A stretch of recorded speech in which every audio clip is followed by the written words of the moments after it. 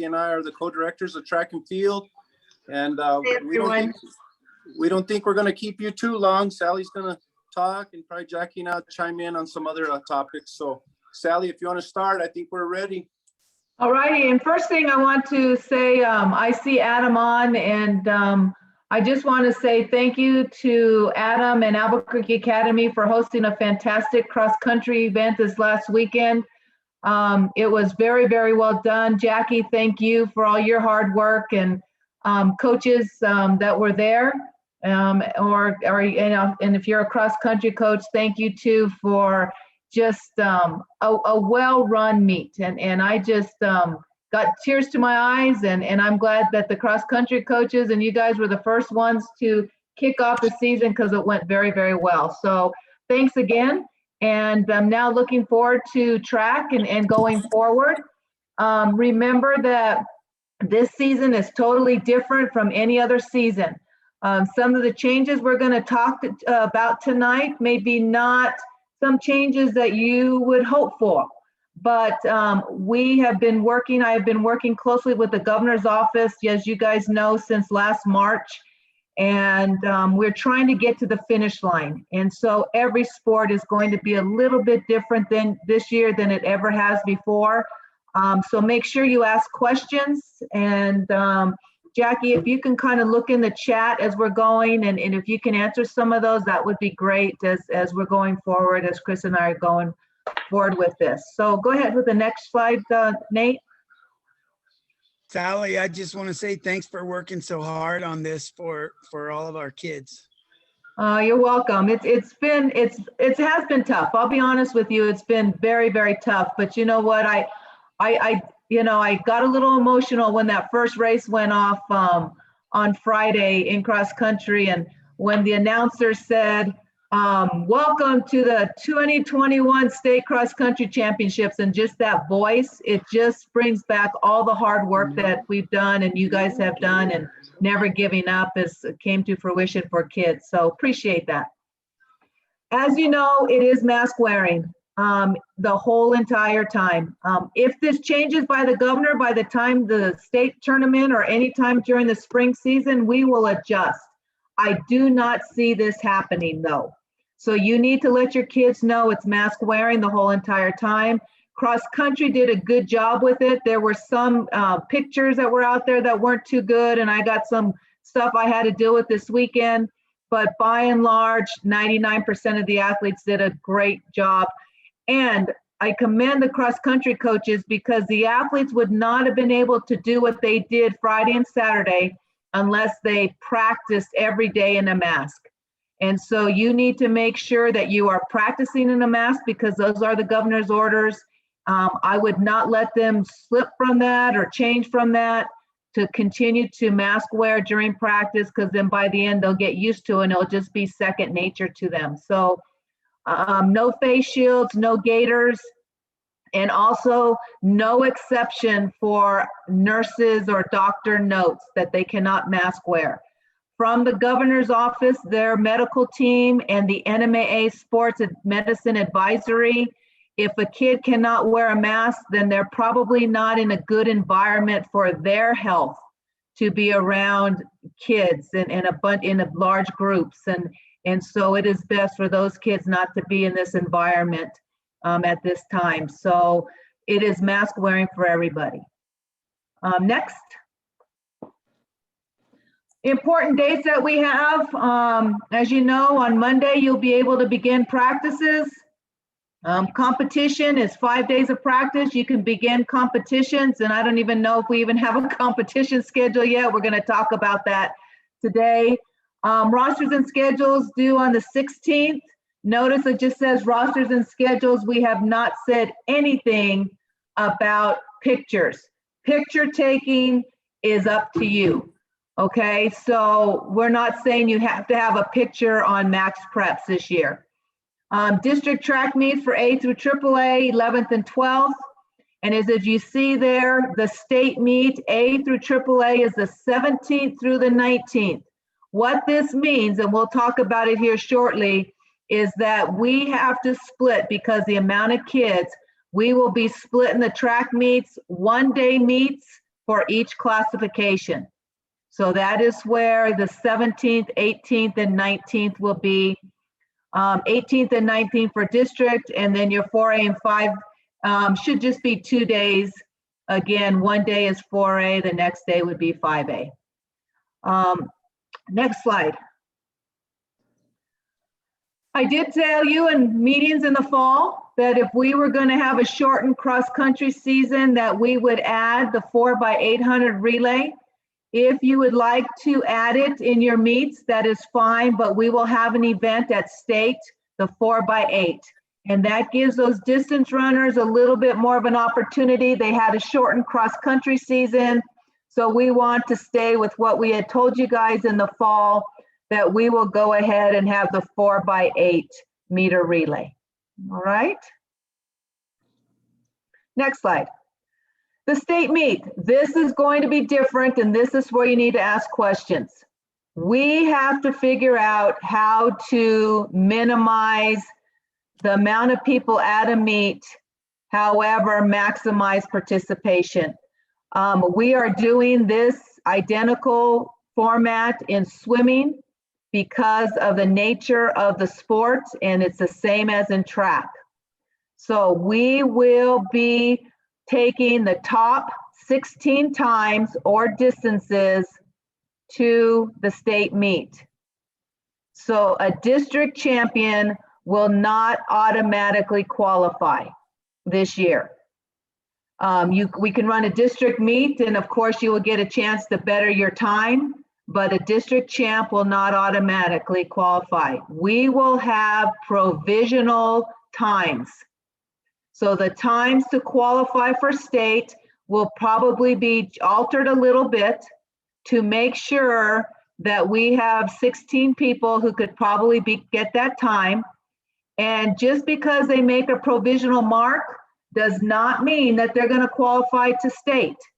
What that means is that they have a chance to go to state, but they still must be in the top 16 in times in order to qualify for an event. With that being said, we will run one finals only. We will have the fast times in one heat, the 9 through 16 in another heat, and then we will go based on time for the winner. So this is what we have to do. It will be finals only in an event. Questions with that? So, Molly, there's a bunch of questions in the chat right now. The first one, I don't know why my volume is so weird. I think all three of us have to mute while one of us is. So Sally, if you can mute for a second. So there are several questions. One, Jackie actually answered, but for the purposes of the recording, I will read the question and answer. The 4x8 will be a scored event, correct? To which Jackie replied, correct. Top 16 FAT times, and Jackie responded to that. FAT is optional this season. What will the tiebreaker be for high jump and pole vault? I don't know who wants to answer that. We will, You want Jackie. to answer that one? It's usually based on misses. Is that correct? That is correct. We will get that to you. We'll go back and look. That's a great question. Instead of just throwing an answer out, let us talk about that one, and we will get back with you. How do you qualify in the 4x8 if they are optional at meets? That's a good question. We were hoping that that you would run those races, but I think that some of you might just want to put it in the state meet. So once again, another question that we'll have to come back with you. Jackie, do you have anything on that? What I believe is you would have to declare your athletes for the races that they would be running in at state. So you'd have the declaration date, and it's up to you if you meet the top, if your athlete meets the top 16, qualifications, then you can declare them to be in that. And then if it comes down to the race day where you decide to scratch them from that race, well, then that's their option because they were one of the top 16. So that was their choice. Okay, well, and Chris and I, and you will talk about it. Tim Host just had a good thing. It could be a mandatory at district in order to qualify as well. So let us talk about the qualifying, since a lot of you may not be running a 4x8 during this season with that. All righty. And then same question about tiebreakers for long and triple jump. So if you want to add that to your notes. We will add that. And guys, I tell you, I know you're wishing you had all the answers right now, but this is a new year and we're going to have to work through some of this with that. So we had to work through this with swimming, and we will as well. So, all righty. Will distance runners be able to run 4 events of 400 or more instead of 3? We're not changing any changes to that. Now, one thing you got to make sure you're aware of, and we just kind of had a text before this. I want you to make sure you're aware of the time of year that we are running. So if we are running at the end of June, it's going to be very hot out there with masks on. So I ask that you start thinking about that now as you're trying to look at what these athletes can run. It may be a year where you are going to have to adjust as well as to what events that they can run in and how many they can do. Would field events be normal at state, 2 flights and top 8 to finals? Chris, go ahead. We probably wouldn't do 2 flights. With 16 athletes, you do 1 flight. Everyone gets 3 attempts, and then the top 8 would advance to finals. If all, and this is a comment from Sal Gonzalez, if all results are mandatory on mile split, we can break ties with the next best result during the season. And then a comment, 4x8 at state will put smaller schools at a disadvantage because they don't have 4 800-meter runners available. And that's all in the chat. All righty. Okay, let's go to the next slide. In the meets, we have to have smaller meets this year. So as you start thinking about your meet limits and how you're going to run meets, we cannot exceed 4 teams in 1 meet. So you're going to do a lot of quads. If you are a large team meet, have large teams, then you should not exceed 3 teams at a meet this season. So you're not going to have those massive meets. You need to go into tries or quads for your meets. You need to compete within the regions, and there's no overnight travel. That is consistent with every single sport that we have. And we do recommend FAT, but it is not going to be required. We will go back to FAT timing next year. So don't think that this is going to be here to stay. The reason we are doing this is because the meets you're going to have to have a lot more meets in order to have everybody have competitions. And we know we don't have that many FAT timing systems. So we would like FAT, but if not, it's not required. And that's at all classifications. Chris, anything on that? I got a quick question, Sally. Yes. Having the 4 meets, say at our level, from 3A down to 1A may eliminate teams like San Juan and Grady and those schools finding track meets. Because if I'm limited to having 3 schools for a quad at my meet, even if I have a quad every other week, I'm going to look for 3 teams that have full teams that can come in to run.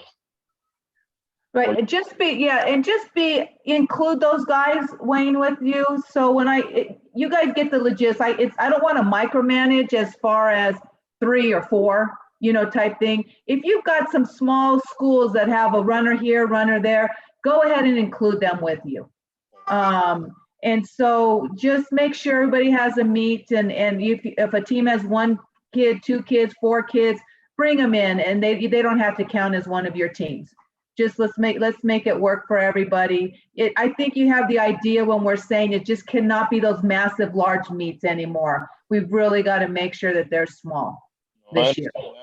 I mean, just say the scenario, I bring in Logan, Santa Rosa, and Robertson for my 4 teams. You know, I just worry that the other area of small schools that have 5 or 6 kids that participate, they're going to be left out because the schools aren't going to want them at their meetings. Yeah, bring them, Wayne, bring them in. Okay, bring them in if that's small. Thank you for bringing that up. That's perfect. And And Sally, if any doubt, just give us a call and let us know. Go ahead, yeah, Chris. that's what I was going to add, that we had talked about this today. And if you guys have any questions about how big the size of team is or school, just give Sally or I a call, or Jackie, and we can go case by case, if you will. So there's a bunch of questions coming up in the chat. There's several comments and questions, Sally or Chris or Jackie, whoever wants to take this, about the roster date deadline. Many of the small schools will not know who is on their roster by that deadline date because of basketball. Do you have any advice for what they should do? No, just get it in whenever you can. This year is so unique, guys. Just get it in. You know, if you have to wait till after basketball, which is fine, just get it in. We can adjust that date. You are not going to be fined this year for getting that in later than that date. We would like for you to have it in that date, but we just need to make sure we get it in. Coaches, though, get the schedules in, and so we can have that up. But as far as rosters, those rosters can be added. You can put in who's competing now and then add them when you get the basketball kids who's ever coming out. Those can be ever changing. Are the meets still going to be co-ed with the 3 to 4 teams per meet? Yes, and that's why it's got to be smaller. Yes. If FAT is not mandatory but recommended, will we go back to the old rule of roundup plus the 0.24 conversion? Chris, that's yours. Well, when you do that, you do run into a problem. And that's where you would create many ties, especially in the sprints, you know, that 11:02 and 11:09, when you round those up to 11.010 and add 0.24, now it creates a tie by itself. So that is something that we may need to look at. And even with some of these other questions or issues, Sally, I think we could always utilize our sports specific committee in them giving us a little guidance on how to address some of these issues.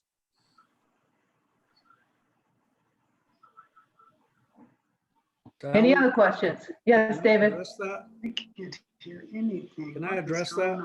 Yes, David, go ahead. If we do the 0.24, let's just do the 0.24, but don't round up so you don't create, everybody has the same, you end up with 24 people with the same time because you round up and you do. Oh, man. Okay. I had a quick question, Sally or Chris. If you is there any chances that if we have like say a gender specific of maybe a girls only meet or a boys only meet, would those meets be able to be 7 or 8 teams or 6 to 8 teams, or are we you know, is it more of not wanting to bring a lot of different athletes in from different areas? We'd still be in that same population, but maybe have on a Friday have only girls and on a Saturday have only boys.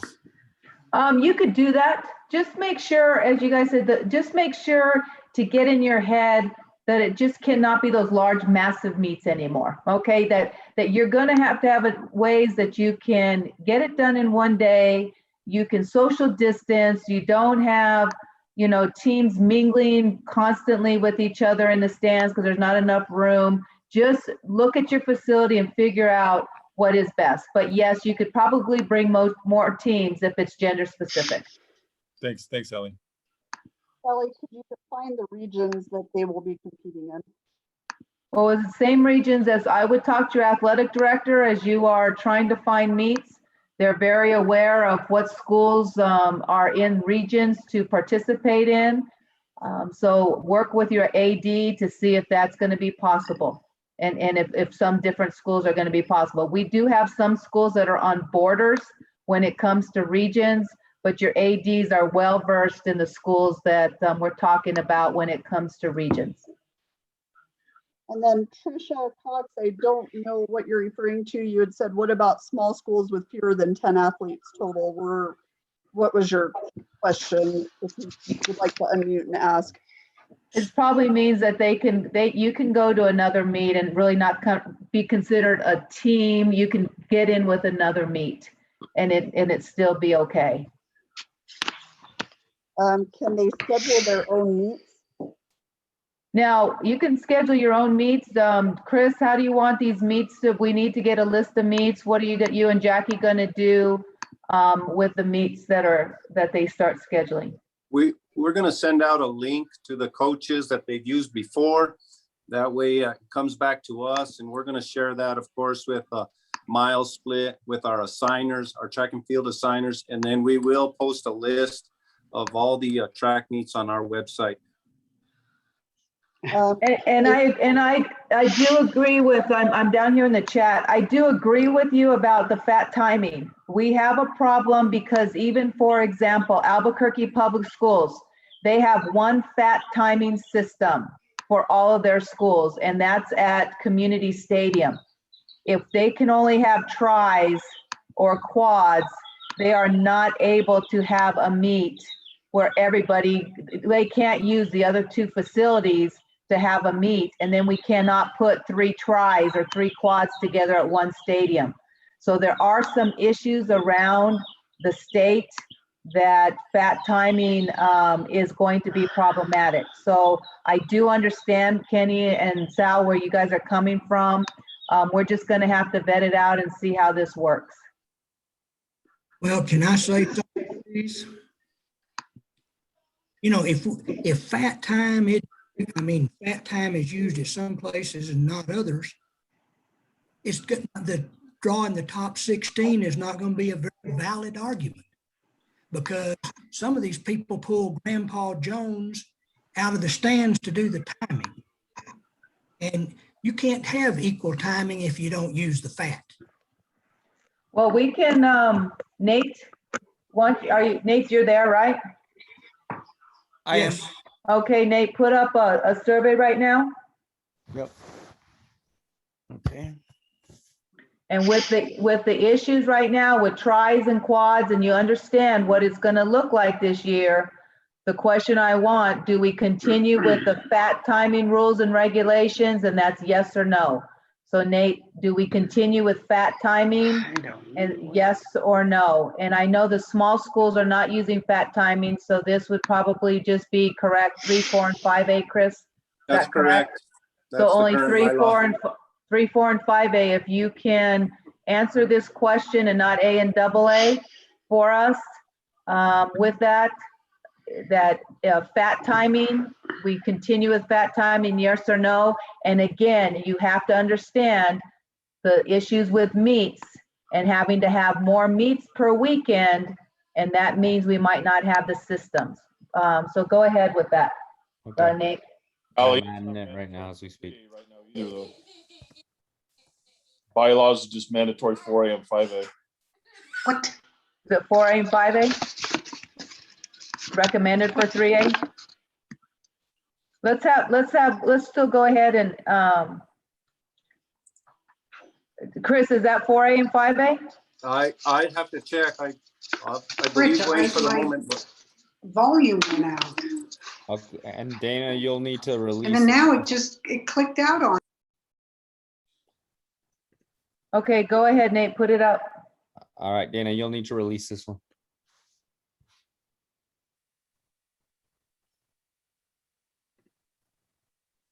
I just released it. While they're answering that, Sally, let me go through a couple more of these questions because they're piling up. Can we set a maximum number of athletes based on facilities instead of number of teams? It's really difficult. I mean, we've been using the 100 number, but with track and field, 100 number could be 2 teams. And so it's really difficult to use a number based on, you need to look at your facilities to see what's best for your meet. I think you guys understand with the spreading out, with all of that. So it's really hard to put a number to this. And then on top of it, some of you, when we get there, if we have fans in the stands, then you've added another wrinkle to a huge meet. So, so you're going to have to look at your facilities. And then it looks like a lot of the people who were in the chat are answering the question. If you put yes for FAT in the chat, please actually answer the poll question instead of putting that in the chat, please. Sally, we're at 118 of 188. Okay, that's way plenty. So go ahead and release that. And just so you know, and for the sake of the recording, it is 74% said to continue with FAT and 26% said not to. I'll share the results now, so you should be able to see that. Okay. And then let's see, are spectators allowed? I'm just going through. Well, the chat, that's the question I think you guys have to look at. Yes, it depends on your, yes, they are. Everybody, as of right now, unless you go to a red county, outdoors can have fans. Now, however, fans in the stands is going to limit the amount of teams that you can have in the stands. So you are going to have to look at that to see what you're going to allow and how many teams you're going to have. So it's a whole combination of it when it comes to track and field.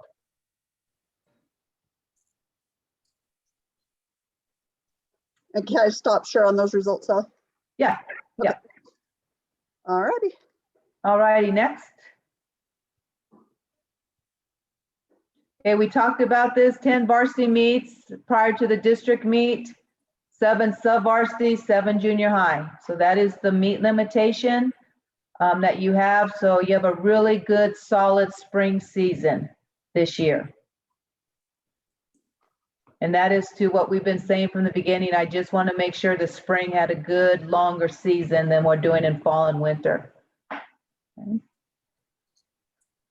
On the chat, are there enough officials? We are concerned about that.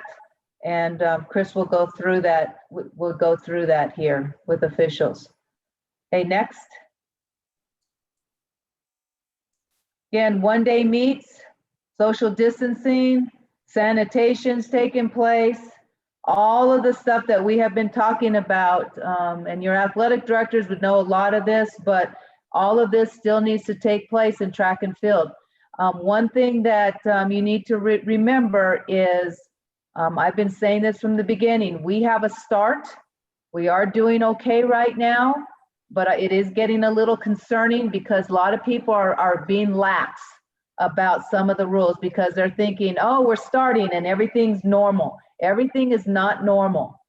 So we have to continue to make sure we sanitize, social distance, and wear masks at all times so we can get to the finish line.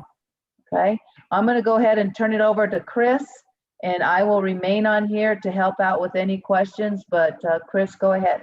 Yeah, thank you, Sally. And just some other points there on that slide, talking about starting blocks. You know, if your track meet is going to provide starting blocks and leave them there on the track, then you would need to have someone sanitizing those, spraying those after every use.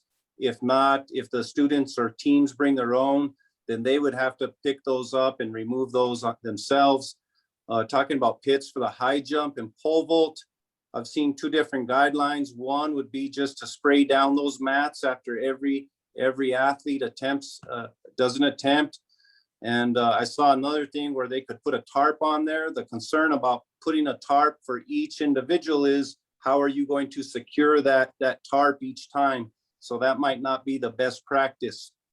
So like Sally said earlier, spectators are allowed, but that's all determined by the color of your county. And that final slide there or bullet point is the link that is to our website on the COVID-19 participation guidelines. So if you click on that off of our homepage, then you can see all the guidelines, not only for track and field, but for all the sports. So go ahead and go to the next one. There are a few questions in the chat, Chris. Sure. Let's see, can you have fans on one side of the stadium and teams on the other? They would be separated by 100 meters. Sally, once again, talking about social distancing, aren't we, at an outdoor event? Unmute yourself, please. Dana, I didn't hear that question. Go ahead again. can you have fans on one side of the stadium and teams on the other? They'd be separated by 100 meters. Yeah, you could do that. But again, even teams need to be social distance and fans need to be social distance. What we are finding out is that even though the turquoise county may be 75% and the green county may be 50%, you still have to social distance. So you may not be able to get that many fans in the stands with social distancing. So just remember that just because it says that's the percentage, you still have to, through the schools, we're under the PEDS reentry guidelines that we still have to social distance. And right now, they have not moved it, even though the CDC has moved some things from 6 feet to 3 feet. I was told even last week on Thursday or Friday, we are still 6 feet when it comes to social distancing. We have not moved us to 3 feet with the CDC guidelines. Let's see, I'm concerned about shade if tents are not allowed. Most beach we attend have no trees, so that was more of a comment, obviously. Question, how will wind-aided times factor into the top 16 for sprints? On wind-aided, we've never asked for FAT to be include wind-aided as they do in Colorado. So we'll just go as normal what we've done with FAT. And then another thing about tent shade being critical, and a question, are we going to limit teams from having one athlete or team qualify for races? For instance, can a team qualify 5 people for an event or 2 or 3 relays? It definitely for relays, each school is only allowed to have one team participate. As far as individuals, I think, Sally, that might be something where, once again, we get with our sports specific committee and see if they want to put a cap on that. If we're going to allow only the top 16, there might be a limit such as 3 or 5 that individuals per team that could qualify.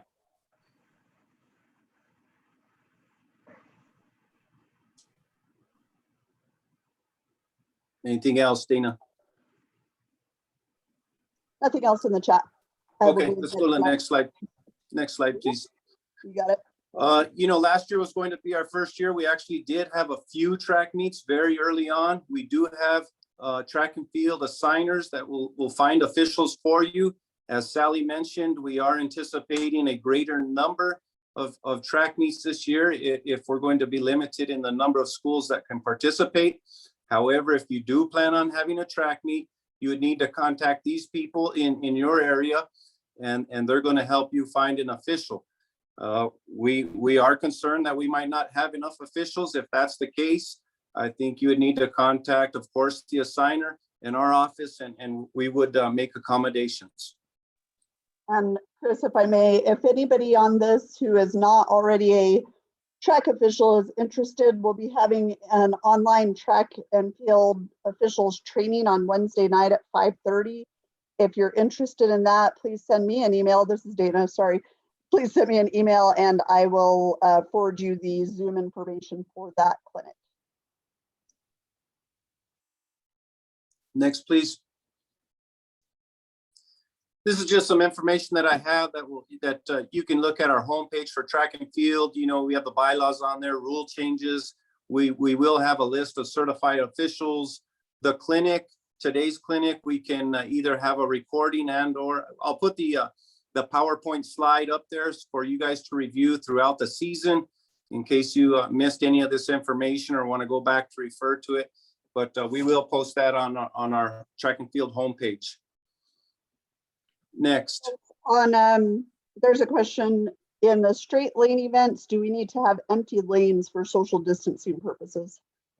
You don't need to. In the guidelines that say that you may, it doesn't say that you're required to. So if you do have those races and you can socially distance those kids out in the 100 or 110, you can do so. But if not, go ahead and fill those heats as you normally would. Chris. Yes.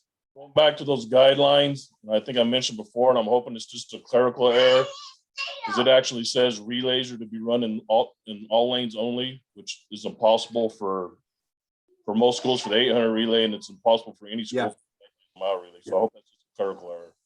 I'll go back and look at that, Wayne, and I'll get with Stodwin in our office and make sure that that we clean that up. The only one that we could run in our lanes is, of course, is the 400 relay. Chris, I'm sorry, I had a question to kind of go back on real quick. For state, I know for cross, you guys were able to have all those teams meet in a central location because, you know, you guys scheduled the race times well, but with track being a longer event, how are we holding, you know, a state meet that's an all-day event with teams that may be coming from further locations? You know, is it going to be condensed, you know, start, you know, just how is that working? It will be condensed, and that's why we're saying it's finals only. And how are we going to start these? We will look at the schedule and see. It's very hard to answer that question now because we don't know what's going to happen in the next 2 months because things change so quickly with it. We have only been approved to have multiple regions in one site for a state event. So that is how we were able to do cross country. But once again, it's too early to tell how we're going to schedule state meets since we don't know what the governor's orders are going to be in June. And last couple of items in the chat. I have a concern regarding the state track meet being in Hobbs. We are asking our kids to travel 5 hours to Albuquerque before and after the meet. With state being 3 days, my kids will be on a bus for 3 hours and 3 days. The state meet is 1 day per classification. So the 5A meet would just be a single day meet. It wouldn't be 3 days. And then, and I know this was in the bylaws, but I believe it was taken out. Chris, please remind me if this was the case. There had been a rule about coaches being officials. If 3 head coaches are officials, then they can serve as the official. Was that stricken or no? I can't. Yes, it was. Yes, it was when we went to regional assigners. But once again, if we're going to have a shortage of officials, it may be something where we're looking at having coaches serve as an official. But we do want you to work with the regional assigners to see if we can get it covered by a certified official first. Correct. And then wondering about, oh, I'm sorry, I skipped one. What about district meets for districts with more than 4 teams? Sally, you can address that. Yeah. With district meets, just remember the district champion is not going to qualify automatically. So you can split up the district meet among teams. You can have just like you could have 3 or 4 in one day and another 3 or 4 in another day, and then you put the times together to see who district champion is. It's not ideal, but we're going to have to. That's what swimming is going to do at this point. But you're going to have to see. You guys, hopefully, I wouldn't hone in yet on district and state. There's a lot of questions. How are we going to do this? How are we going to do that? We are 2 months away, even 3 months away, and so much can change. So we will evolve as COVID evolves and the governor allows us to. So put in your schedule the district meet, but as to how that's going to run, let's just give it a little bit of time to see, and then we can make adjustments in regards to district and state. Wondering about mesh masks where you can see the athlete's nose or mouth. Saw a lot of those at state cross country. Yeah, there is one mask out there that I think people are jumping on. I did send that mask.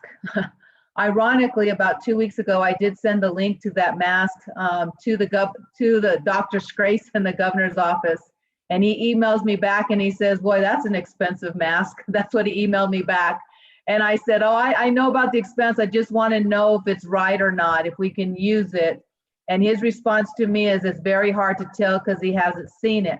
Well, I'll be honest with you, when I saw it, that I do believe, because you can still see somebody's mouth in it, that that material that's underneath that mesh part is probably not thick enough to meet qualifications. So I will continue to ask about that mask with Dr. Scrace once I can send one up to him and see what he thinks, whether it is okay or not. But there was nothing we could do about it in cross country at this point, but it is a mask that I am concerned about. And then just for the purposes of the recording, who do we email if we're interested in the train to become an official? You'll email me. This is Dana Pappas. My email address is actually in the chat, so you can find it there. And then following up on the one-day meet and the driving, there is a question/comment. So we will have to drive 5 hours, run the meet in 1 day, and then drive 5 hours home. Okay, like I said, guys, let's not focus in on this just yet. We're 3 months away. We don't know how things are going to change. At this point, there is no overnight stay, and that's what we have to abide by. Cross country did it this last weekend. It is a tough scenario. I know track meets are longer because that's the next thing that's going to come out. I understand that, but we will make it work. Just be a little bit patient and trust that we can make it happen. We'll figure it out. And last question in the chat as of now, will the districts be the normal teams or are they revised like they are for fall sports? It will be your normal districts that you have currently. Nothing's changed. Everybody, I think there's only like 2 teams that are opting out. So everything's normal for the spring sports. All right, that's it. That is all in the chat. Okay, looking at the current slide up there, we're talking about mile split, and our office and our marketing firm has come to an agreement with mile split.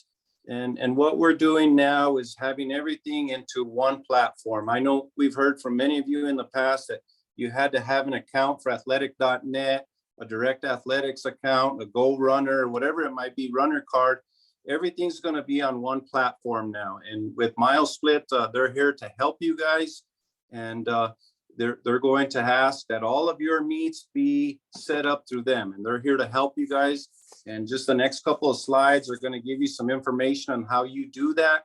Just as you did in the past with your direct athletics account to set up your qualifiers, you're going to use Mile Split to set up your meet. And after you set up your meet, then you're going to send all your results to Mile Split, and they're going to post them on their website.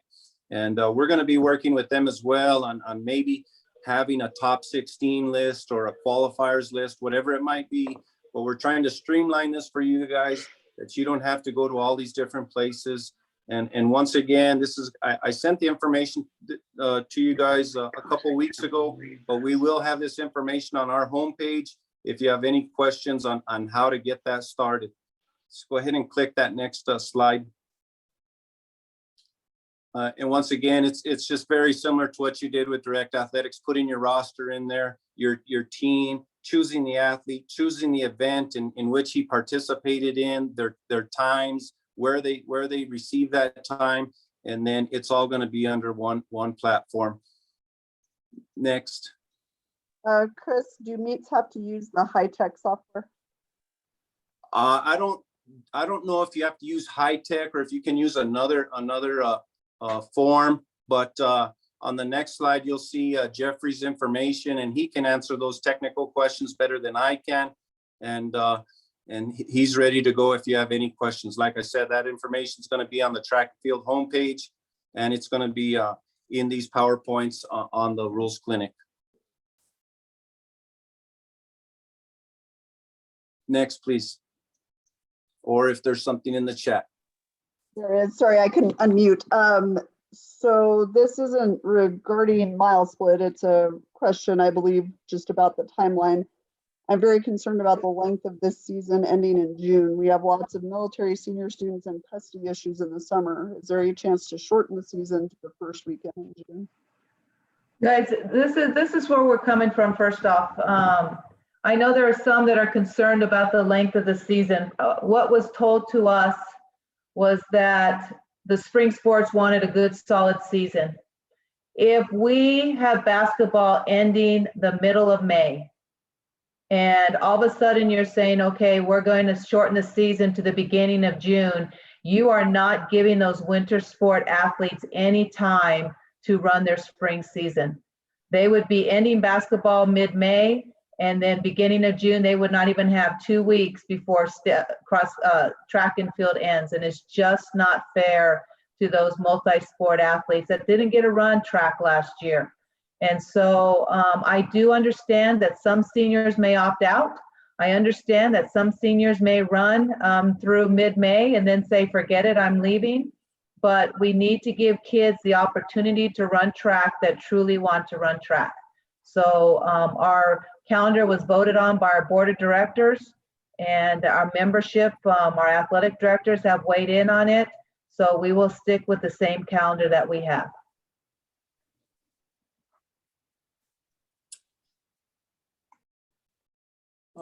Now on to the rule changes, and really the rule changes this year are carryovers from the year before. And I did present that to you guys at the clinic last year, but here's one of them talking about the exchange zones, okay? The exchange zones are now 30 meters with no acceleration zone. So if you think about that, in the past, you had that small triangle to your first big triangle. That was your acceleration zone. Now you just got to receive that baton anywhere in that 30-meter zone. Okay, the 4x2, the 800 relay is the same as it's always been. All you have on that last handoff is your 20-meter exchange zone, and we've never had an acceleration zone there. You do not need to repaint your tracks. You can if you want to, and when I say repaint your tracks, all you would really be doing is maybe making a small triangle into a big triangle, and that would be it. But you do not have to repaint the tracks. Next, please. Talking about field events, and what they're talking about is the runway. When it comes to warming up for the events, they don't want your athletes warming up on the back, running backwards on the runway. They're finding that that's when kids run into each other and they can get hurt. So when you're warming up for the long jump, the triple jump, even the high jump, if you will, you got to make sure that you're doing your steps all in one direction. Next one, please. Providing aid for someone that needs aid. If a runner is helping another runner, picking that person up, if you will, to help them cross the finish line, that is allowable. That person would not be disqualified. The person that's getting assistance would be disqualified. So that's a carryover. And once, even the rule book itself is a carryover from the year before. The NFHS said that they're going to issue the same rule book. So if you have the 2020 rule book, that is going to be the same rule book for this year. This is going back to what we talked about earlier. We're going to send out that link for you to send us when your track meet is going to be.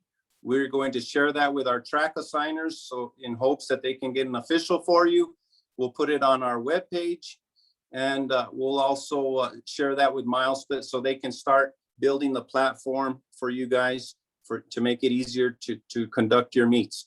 I know it's a quick turnaround, but we're hoping to have that all by April 12th, in about 2 weeks. Any questions? Contact information, there's my contact information, Jackie's contact information. As Sally said, has always said on these meetings, her cell phone is up on our website. You know her email address, Sally@NMACT. If you have any concerns or questions, and you could always contact one of us.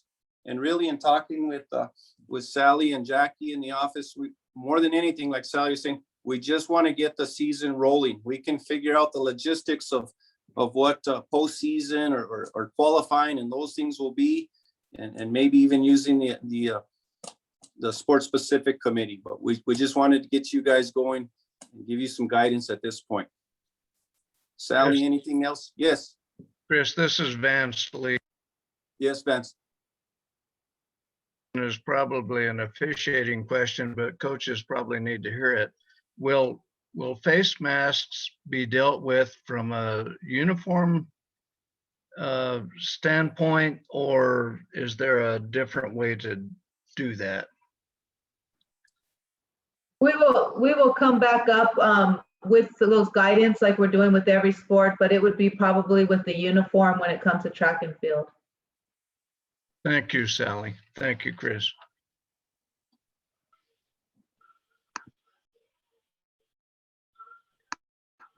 Any other questions?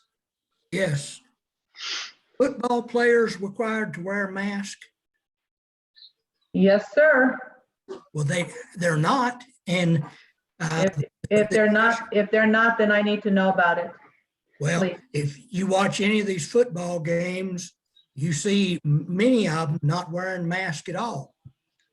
So if they don't have to, why would a pole vaulter have to? They're supposed to, sir. So if you let me know, that, so I can address it. Okay. The issue, I'll be honest with you, the issue we're having in fall sports is we put it on the coaches, because I thought that the coaches and athletic directors are doing a darn good job, but I thought the coaches would be able to manage their athletes and make sure that they were mask wearing at all times and not have the officials have to do it. What we have found out through almost fall sports and almost the end is that the coaches are not taking care of business when it comes to mask wearing. So we have changed the guidelines for basketball, and we are changing them actually this week for soccer, that it will be put on the officials, and we will have to take those kids out of the games if they are not mask wearing in those sports. So we have to pivot, because it has to now go as part of the game, rule changes, and I was hoping that didn't have to happen. So that is where the issue is. Okay, thank you. Just once again, before we wrap up, wanted to remind everybody that I will send a link out to all the track and field coaches via email, and the rules clinic itself will be posted on the track and field homepage. I can tell you, I had a few people contact me today, and we do know that some people might have a basketball game tonight or even a volleyball game. So, but we do want to make sure everyone gets the information.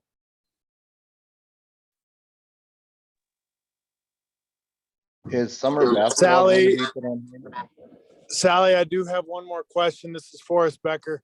In relation to the masks, say in a distance event or any running event for that matter, kid starts to breathe hard, their jaw opens, or you're playing in basketball, and this extends to basketball as well. At what point do the officials, if a mask falls below the kid's nose and the game is live, at what point must they bring it back up? Because I mean, as a coach, I say 3 words and my mask falls below my face. And so it's a constant battle, and I'm not even running, of keeping it above my face. So in relation to both sports being a running event, and I'm actually supposed to be in the basketball officials meeting right now as well, I just want to know, at what point do the officials have to enforce the nose piece of it if it's falling down? You know, Forrest, I think the word is defiance.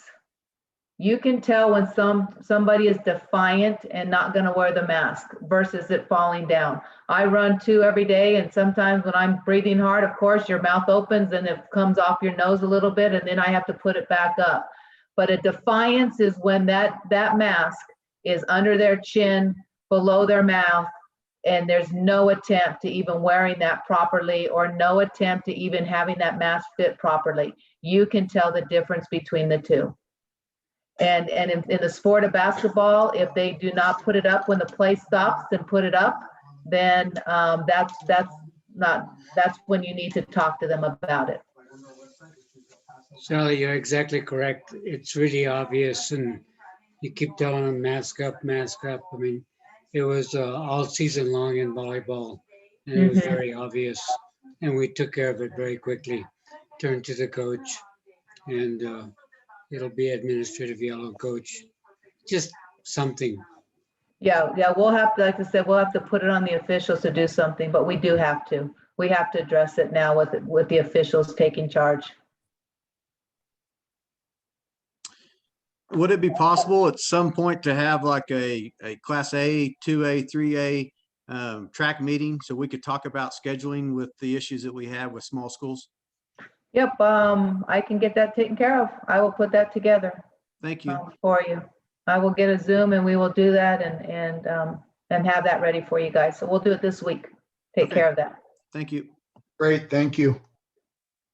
Chris, there's a question in the chat. Can we still use the acceleration zone?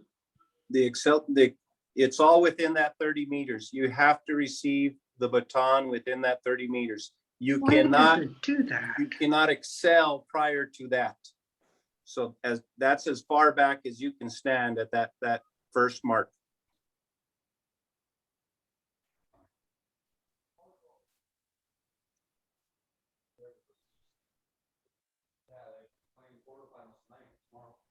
And there's nothing else in the chat. Has there been any discussion on what's gonna happen with summer basketball? That's usually in June, and I'm just worried that we'll lose a lot of kids to summer basketball and volleyball. We're not in charge of summer basketball. That's up to the school and what camps they go to. And I think just like it's going on now, I think that's got to be a communication between the coaches. Just like the football and basketball coaches are working together and trying to make it work now, it's going to be the same when basketball is working with the track coaches. Vice versa, basketball players coming out late to track, and then of course the summer activities. So that will be a school decision. I had a quick question about the top 16. Go ahead. Okay. So if the top 16 marks are set and they've been holding for a while and a kid does not declare, does the 17th person get notified, or how are they going to know if they're going to take the next one if someone drops? Jackie, I'm going to turn that to you with what we're doing with swimming. I believe for swimming, what we're doing is we're just having them, they can declare for the top 16, but if we don't fill it, we're leaving it as is. That's what we decided. So we will, again, that's another question that we'll get back to you on as it gets closer, not as it gets closer, here shortly.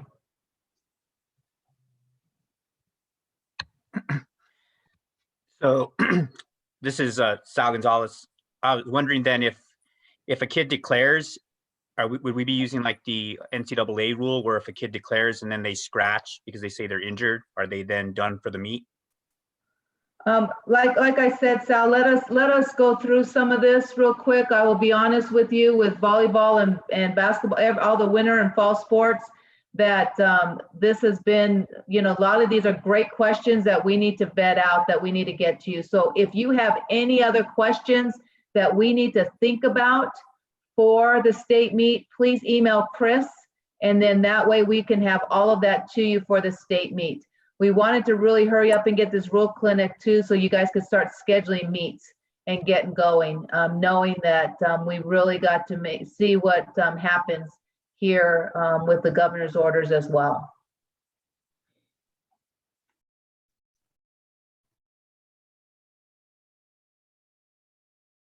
We thank you guys for being on tonight. We appreciate all the input. And like Sally said, we'll be looking at a lot of your topics here and see if we can get you some answers here pretty quick. So we appreciate you guys.